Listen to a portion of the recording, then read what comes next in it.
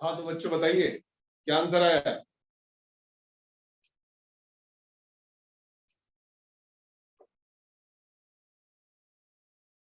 Solve हुआ? A B C या D? अच्छा 156, अनुकृति, अभिनव, शरद का भी 156।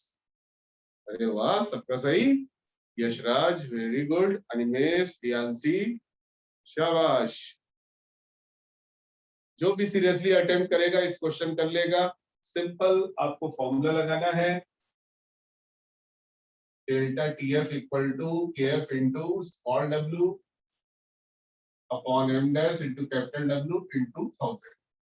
और यहाँ पे सब कुछ दे रखा है, बस रेट ऑफ सॉल्वेंट नहीं दे रखा तो कोई बात नहीं। रेट ऑफ सॉल्वेंट हो जाएगा डेंसिटी इंटू वॉल्यूम, फॉर्मूला होता है मास का, डेंसिटी इंटू वॉल्यूम। तो इस क्वेश्चन में केएफ की वैल्यू पुट कर देंगे 5.12, रेट ऑफ सॉल्यूट है 0.643, एम डैश अननोन है, रेट ऑफ सॉल्वेंट हो जाएगा डेंसिटी इंटू वॉल्यूम यानी 0.879 इंटू 50 इंटू 1000, और डेल्टा टीएफ होगा दोनों का डिफरेंस 5.51 माइनस 5.03। बस आपको इसको सॉल्व करना है, सॉल्व करने में टाइम लगेगा। तो एम डैश आ जाएगा 156। तो बहुत आसान चैप्टर है, इसमें ज्यादा ट्रिकी क्वेश्चन नहीं बन पाते हैं। ट्रिकी क्वेश्चन बनेंगे लेकिन जब मैं आपको पढ़ाऊंगा वांट ऑफ फैक्टर, यानी अगला टॉपिक जो आएगा जिसमें हम लोग पढ़ेंगे एबनॉर्मल कॉलिगेटिव प्रॉपर्टीज, तो वहां पे थोड़े ट्रिकी टाइप के क्वेश्चन बनते हैं। तो बच्चों ये था third colligative property, depression in freezing point, जिसकी मैंने पूरी थ्योरी करा दी और एक इलस्ट्रेशन भी कराया। चलिए अब हम लोग पढ़ेंगे fourth and last colligative property, जिसका नाम है ऑस्मोटिक प्रेशर। हेडिंग डाल लीजिए।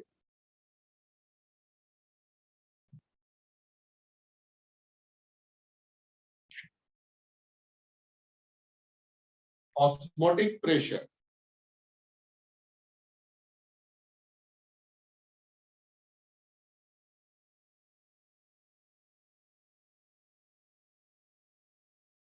इसको हम लोग पाई से डिनोट करते हैं।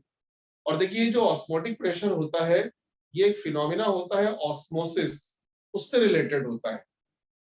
तो पहले हम ऑस्मोसिस आपको समझा देते हैं, हालांकि आप लोगों ने ऑस्मोसिस के बारे में सुना होगा। ऑस्मोसिस होता है स्पॉन्टेनियस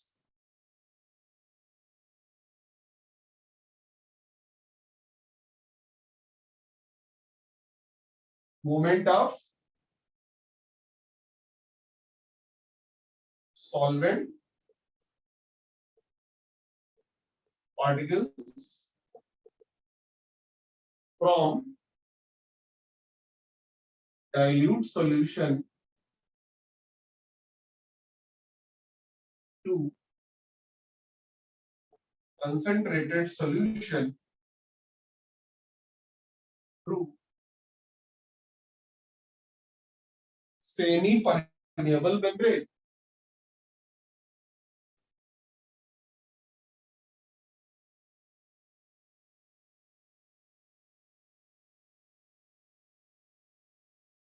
देख लीजिए सब लोग डेफिनेशन, सॉल्वेंट पार्टिकल्स का डाइल्यूट सॉल्यूशन से कंसंट्रेटेड सॉल्यूशन की ओर अपने आप मूव होना, जबकि उन दोनों के बीच में है सेमी परमिएबल मेम्ब्रेन।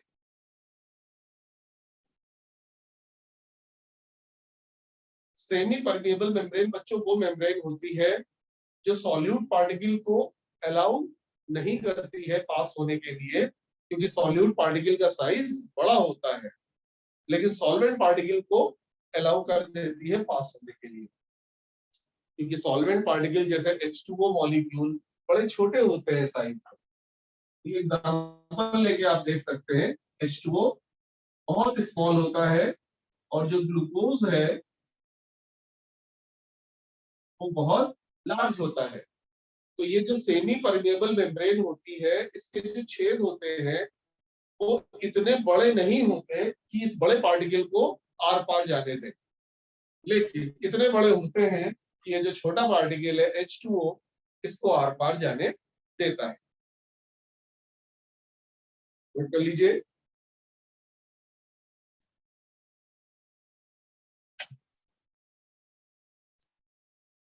तो अगर हमारे पास दो सॉल्यूशन है, एक डाइल्यूट सॉल्यूशन है और एक कंसंट्रेटेड सॉल्यूशन है, और इन दोनों सॉल्यूशन के बीच में एक मेम्ब्रेन है, और ये मेम्ब्रेन एनिमल मेम्ब्रेन या वेजिटेबल मेम्ब्रेन ही होती है। वेजिटेबल मेम्ब्रेन का मतलब होता है सब्जियों का जो छिलका होता है, और एनिमल मेम्ब्रेन का मतलब होता है एनिमल्स की जो स्किन होती है। एनिमल्स की जो स्किन है या सब्जियों का जो छिलका है या जो हमारे ऑर्गन्स होते हैं उनकी जो आउटर लेयर होती है, जैसे किडनी हो गया या लिवर हो गया, इसकी जो आउटर लेयर होती है वो सेमी परमेएबल मेम्ब्रेन की ही होती है।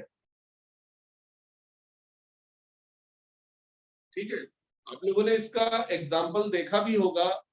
अगर आप बादाम लें और उसको रात भर पानी में भीगने के लिए छोड़ दें, तो आप पाएंगे कि सुबह बादाम थोड़े से फूल गए हैं, उनका साइज थोड़ा सा बड़ा हो गया है।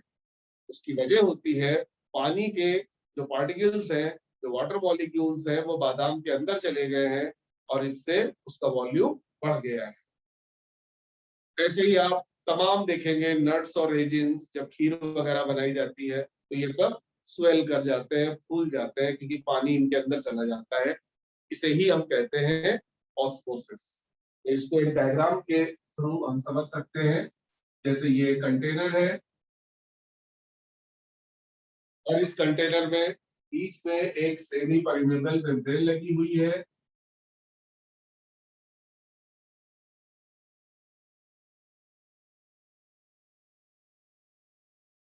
जिसमें कई छोटे छोटे छेद हैं।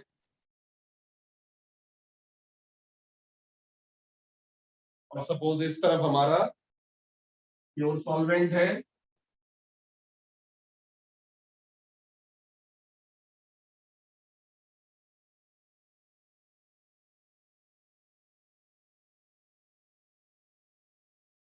प्योर सॉल्वेंट का मतलब यहाँ पे सॉल्यूट बिल्कुल भी नहीं है, यानी ये एक्सट्रीमली डाइल्यूट सॉल्यूशन है। और इस तरफ सपोज कंसंट्रेटेड सॉल्यूशन है,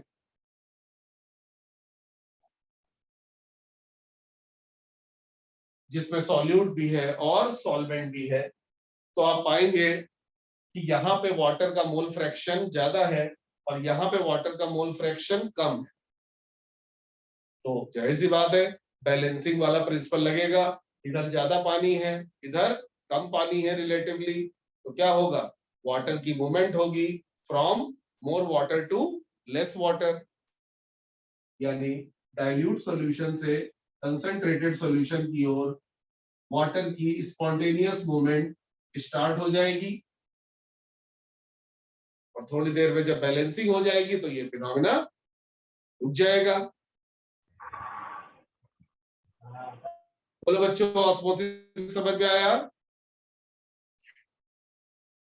ऑस्मोसिस का मतलब सॉल्वेंट पार्टिकल्स का अपने आप मूव होना डाइल्यूट सॉल्यूशन से कंसंट्रेटेड सॉल्यूशन की ओर, यानी प्योर सॉल्वेंट से सॉल्यूशन की ओर।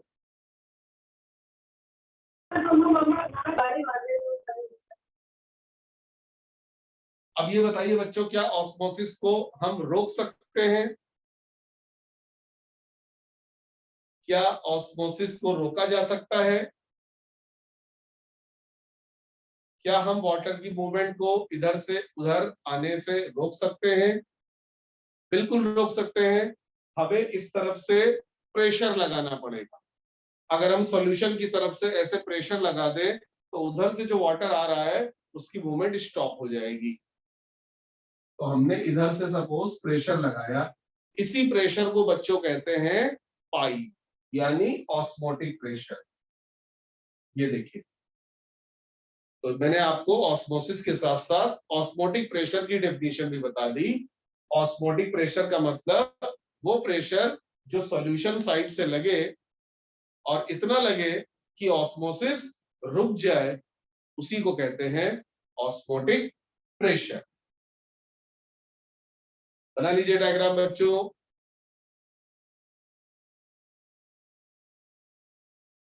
फिर मैं इसकी डेफिनेशन भी नोट करवा देता हूं।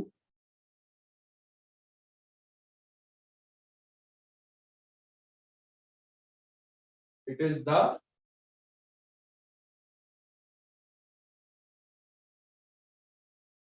minimum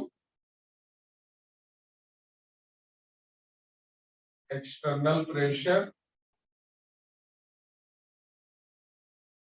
which must be applied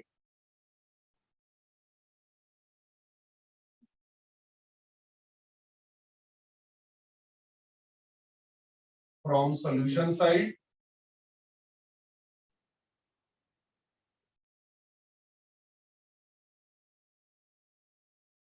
in order to prevent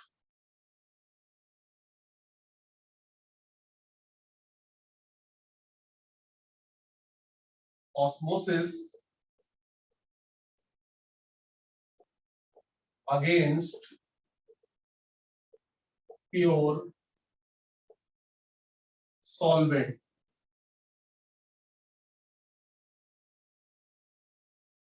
यानी वो मिनिमम एक्सटर्नल प्रेशर जो सॉल्यूशन साइड से लगे ताकि ऑस्मोसिस रुक जाए अगेंस्ट प्योर सॉल्वेंट, वही कहलाता है ऑस्मोटिक प्रेशर।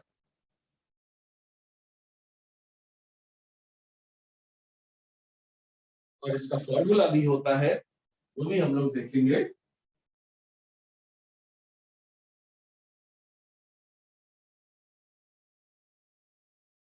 इसका फॉर्मूला बहुत सिंपल होता है, I equal to CRT।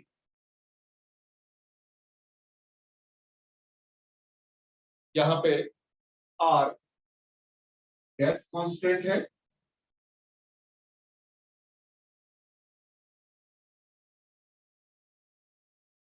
R is the gas constant,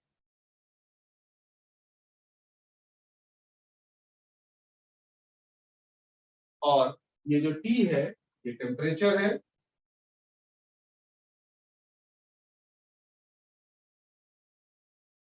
बस ध्यान रखिएगा टेम्परेचर केल्विन में रखें। और ये जो बच्चों C है ये है कंसंट्रेशन ऑफ सॉल्यूशन।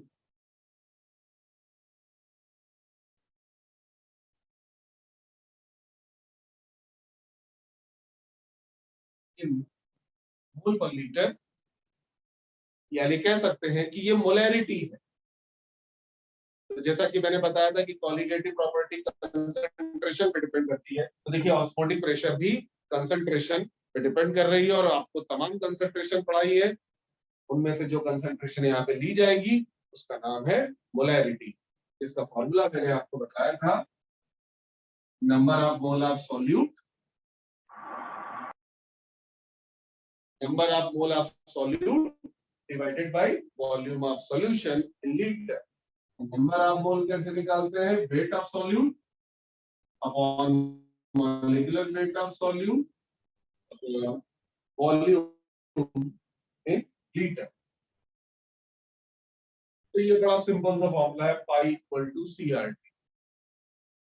यहां से बेटा साफ पता चल रहा है कि पाई सिर्फ और सिर्फ C पे डिपेंड कर रहा है, क्योंकि R तो कांस्टेंट है और टेम्परेचर भी कांस्टेंट है, तो पाई कंसंट्रेशन पे डिपेंड कर रहा है। यानी जिसकी कंसंट्रेशन ज्यादा होगी उसका ऑस्मोटिक प्रेशर ज्यादा होगा, जिसकी कंसंट्रेशन कम होगी उसका ऑस्मोटिक प्रेशर कम होगा।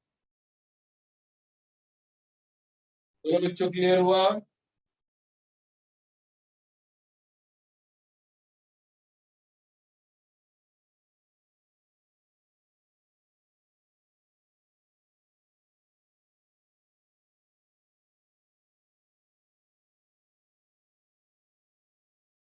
ये सिंपल सा फॉर्मूला याद कर लीजिए, पाई इक्वल टू CRT।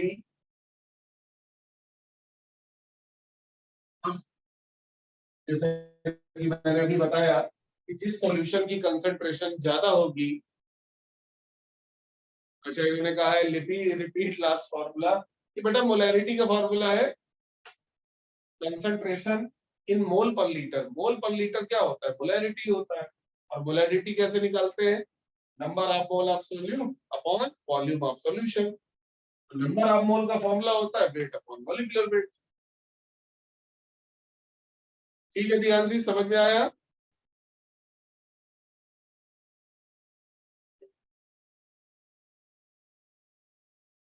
ठीक है, चलिए अब मैं आपको बताता हूं कि हाई कंसंट्रेशन वाला सॉल्यूशन, मैंने बताया ऑस्मोटिक प्रेशर ज्यादा होता है, उसे हम लोग कहते हैं हाइपरटॉनिक सॉल्यूशन। तो ध्यान रखिए, जिस सॉल्यूशन का ऑस्मोटिक प्रेशर हायर हो उसे हाइपरटॉनिक सॉल्यूशन कहते हैं, और जिस सॉल्यूशन का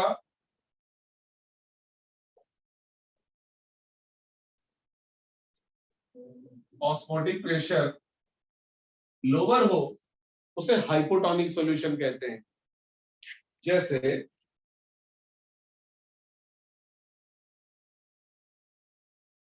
0.1 m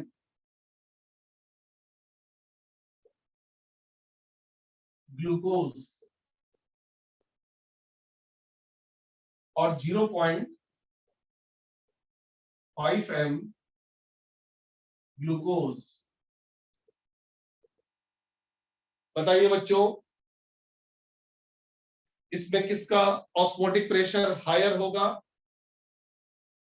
0.1 m या 0.5 m?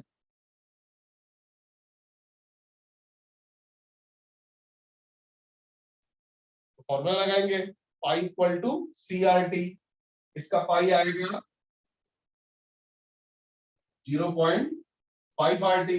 ये आपको मोलैरिटी दे रखी है, कंसंट्रेशन, सी की वैल्यू हो गई 0.5, और इसका पाई आएगा 0.1 RT। ROT आपके कांस्टेंट है, तो साफ पता चल रहा है कि यहाँ पे ऑस्मोटिक प्रेशर कम आएगा, तो ये होगा हाइपो और ये होगा हाइपर। अब एक टर्म होता है बच्चों आइसोटोनिक सॉल्यूशन।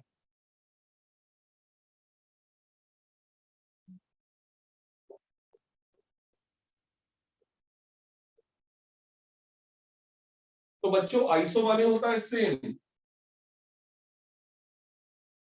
यानी ऐसे सॉल्यूशन जिनके ऑस्मोटिक प्रेशर सेम हो,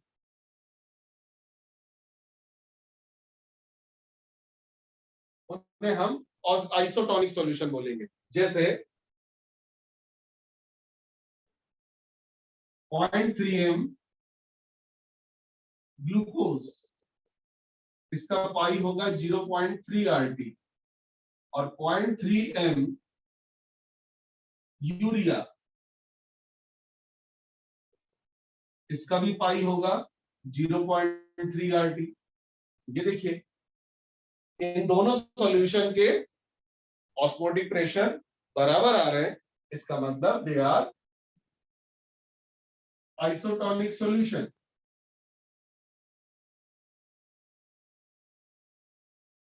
समझ गए बच्चों?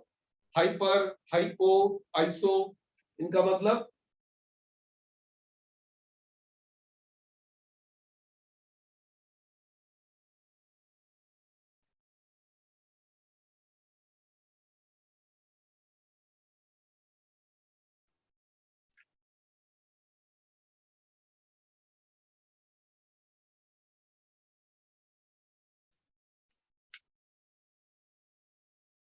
नोट कर लीजिए सब लोग।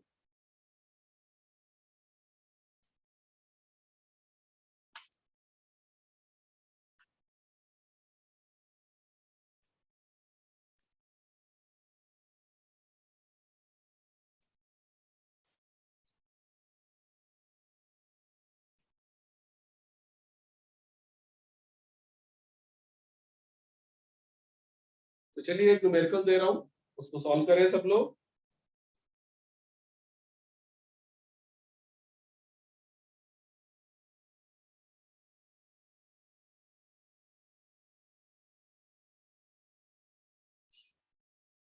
क्वेश्चन में बोला जा रहा है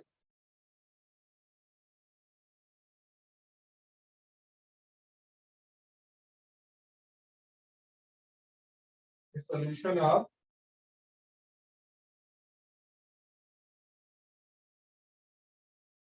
sucrose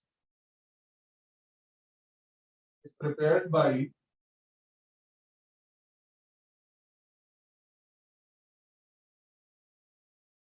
dissolving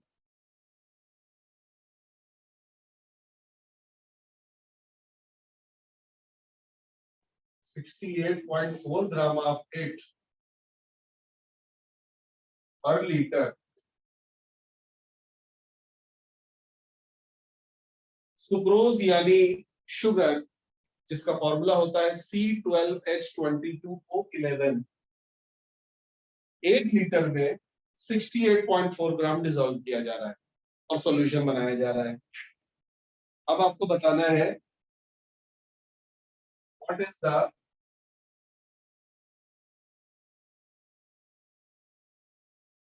ऑस्मोटिक प्रेशर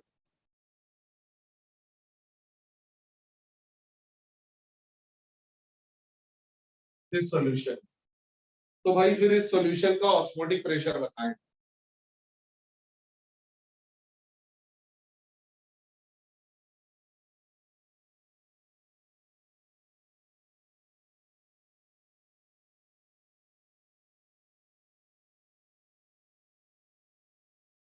चलिए करिए सब लोग, पहले सी निकालिए और फिर लगा दीजिए फॉर्मूला पाई बराबर CRT।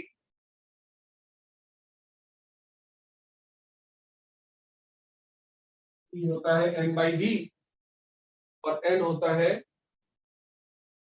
W/M dash. W आपको दे रखा है 68.4। मॉलिक्यूलर वेट बताइए सुक्रोज का कितना होता है?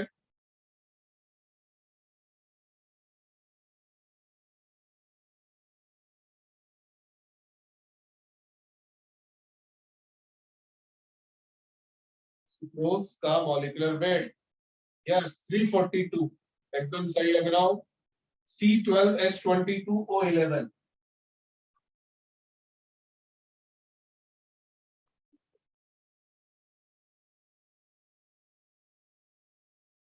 इसका मोलर मास 342 होता है।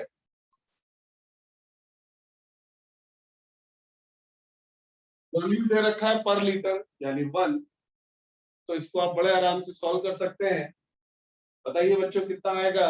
C इसमें घटाओ तो 342 पर 684 आएगा, तो ये हो जाएगा 2 और नीचे हो जाएगा 10, 1/5 तो 0.2। बोलो बच्चों 0.2 आएगा।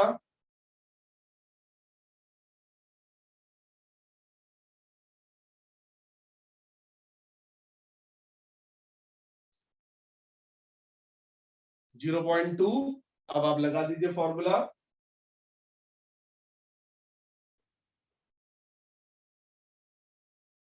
अब देखिए कंसंट्रेशन यहाँ पे 0.2 है।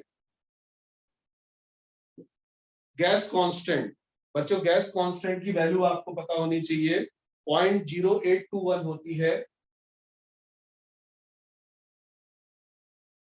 लेकिन यूनिट भी आपको याद होना चाहिए। 0.0821 ये हम तब रखेंगे जब वॉल्यूम लीटर में हो और प्रेशर एटमॉस्फेयर में हो। सबको पता होना चाहिए, वॉल्यूम लीटर में हो और प्रेशर एटमॉस्फेयर में हो, तो ये हम 0.0821 रखते हैं। कहने का मतलब अगर आपने R की वैल्यू 0.0821 रख दी तो फिर ये जो प्रेशर आएगा ये एटमॉस्फेयर में आएगा, यानी ATM में। R की दो वैल्यू आप ध्यान रखिए, एक तो 0.0821 और एक 8.314।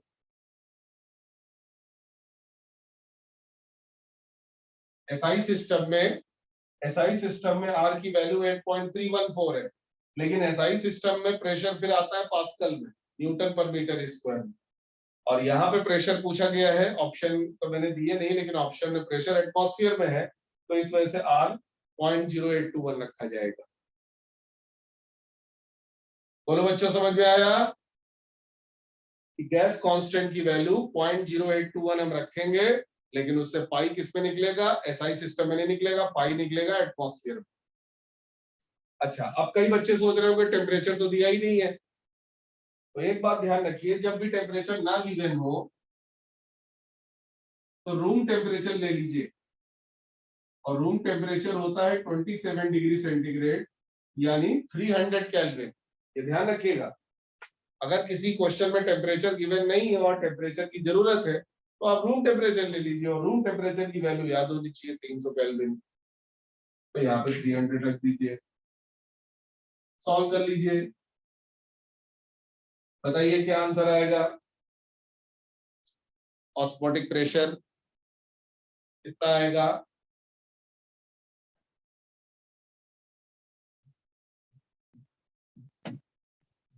शरद Tripathi 4.92। Yes, exactly 4.92 atmosphere answer आ जाएगा। बिल्कुल सही, 4.92 एटमॉस्फेयर। तो ये था बच्चों ऑस्मोटिक प्रेशर के बारे में। अब एक थ्योरेटिकल क्वेश्चन मैं आपको देता हूं ऑस्मोटिक प्रेशर के ऊपर।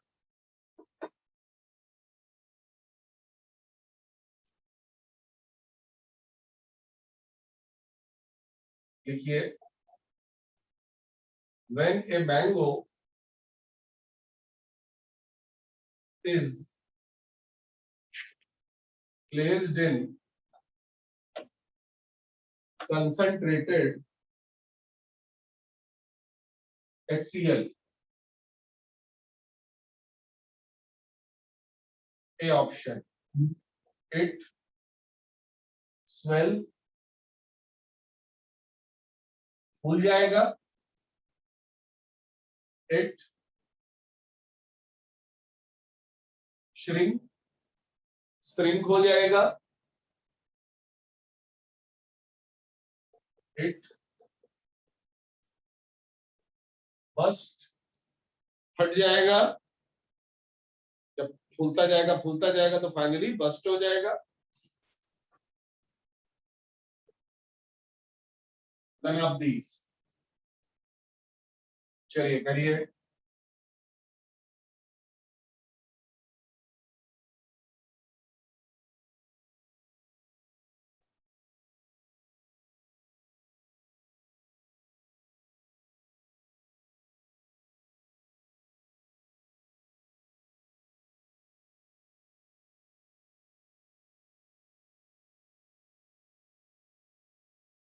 पूर्व मिश्रा डी, शरद त्रिपाठी ए, अलग अलग जवाब आ रहे हैं।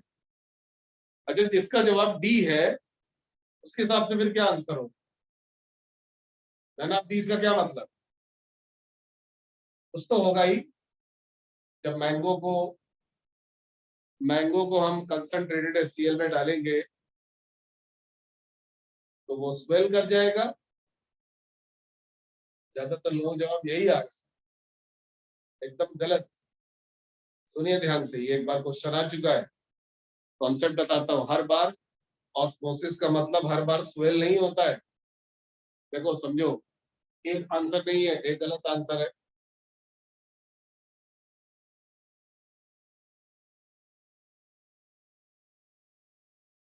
मैंगो और कंसंट्रेटेड HCl,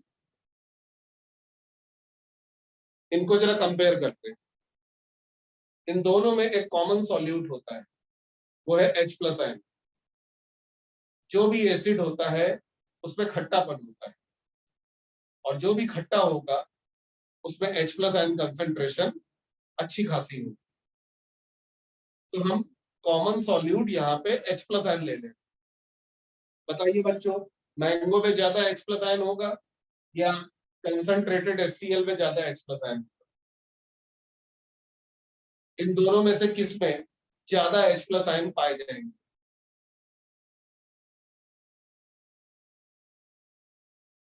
कौन ज्यादा खट्टा होता है? आम ज्यादा खट्टा होता है या कंसंट्रेटेड HCl? बेटा HCl तो इतना खतरनाक होता है कि अगर आप अपनी जीभ में डालोगे तो जीभ गल जाएगी। कंसंट्रेटेड HCl है ना, यहाँ पे H प्लस आयन कंसंट्रेशन बहुत हाई, यहाँ पे H प्लस आयन कंसंट्रेशन बहुत हाई है, और यहाँ पे H प्लस आयन कंसंट्रेशन लो है। ऑस्मोसिस के बारे में मैंने बताया था कि जो ऑस्मोसिस होती है उसमें सॉल्वेंट डाइल्यूट से कंसंट्रेटेड सॉल्यूशन की ओर मूव करता है। तो इसका मतलब मैंगो डाइल्यूट सॉल्यूशन हुआ,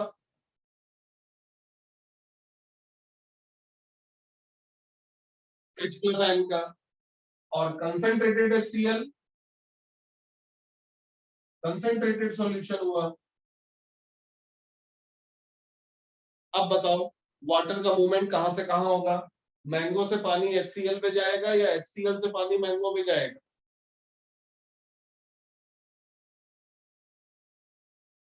बताइए।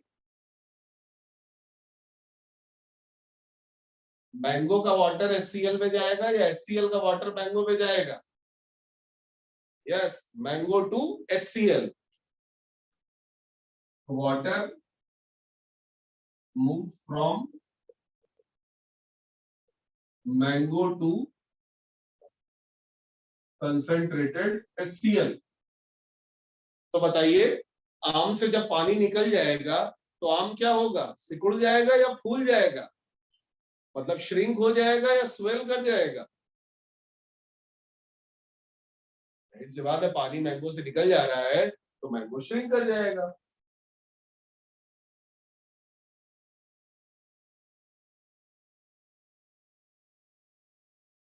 तो इस वजह से इसका आंसर ए नहीं बल्कि बी है।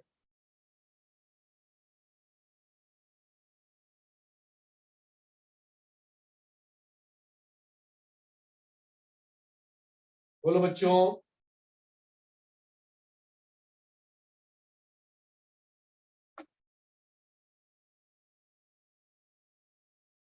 अगर दोनों डाइल्यूट होते तो, अरे दोनों डाइल्यूट होने का मतलब क्या है? किसी की तो कंसंट्रेशन ज्यादा होगी। दोनों डाइल्यूट का कोई मतलब ही नहीं है। जब हम कंसंट्रेशन निकालेंगे एग्जैक्टली अगर वैल्यू दे दी जाए तो किसी ना किसी की कंसंट्रेशन कम होगी और किसी ना किसी की ज्यादा होगी। जिसकी ज्यादा होगी वो डाइल्यूट हो गया, जिसकी कम होगी वो कंसंट्रेटेड हो गया।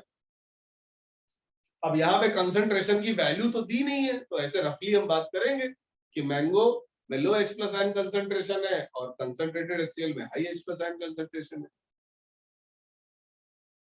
ठीक है, ओके शरद, समझ में आ गया।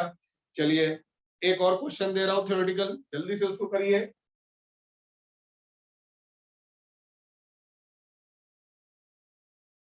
Y blood cells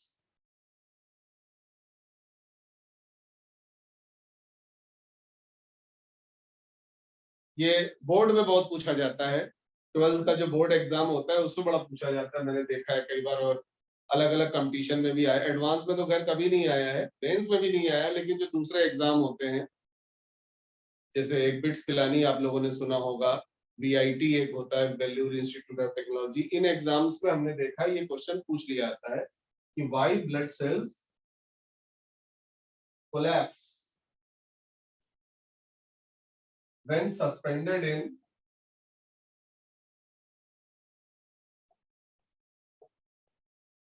salient water.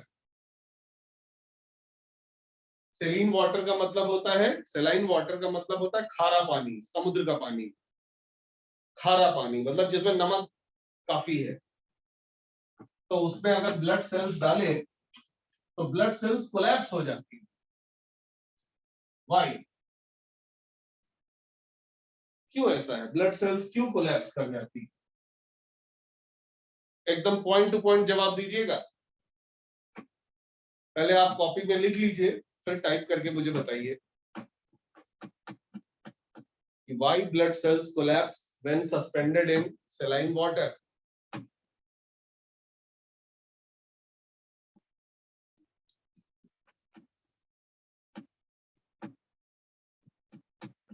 पहले दोनों में कॉमन सॉल्यूट ढूंढो।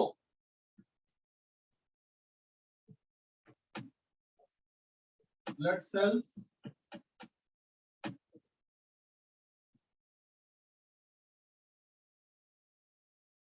और सेलाइन वाटर, इन दोनों में बच्चों जो कॉमन सॉल्यूट होता है वो सोडियम आयन और पोटेशियम आयन होता है। सोडियम आयन और पोटेशियम आयन।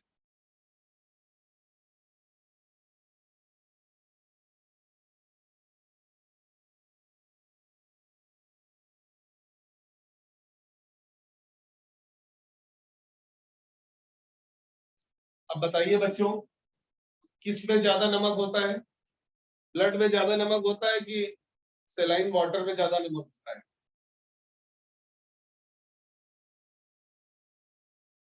हमारे ब्लड सेल्स में ज्यादा सॉल्ट मिलेगा या सेलाइन वाटर में? या सेलाइन वाटर में, जहां पे मोर सॉल्ट, यहाँ पे less salt. Salt is solute, जिसमें सोडियम आयन और पोटेशियम आयन पाए जाते हैं। तो इसका मतलब ब्लड सेल डाइल्यूट सॉल्यूशन हुआ,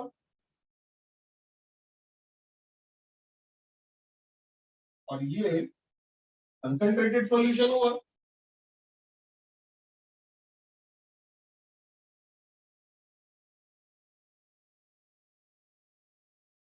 तो बताओ पानी कहां से कहां मूव करेगा? ब्लड सेल से सेलिन वाटर या सेलिन वाटर से ब्लड सेल?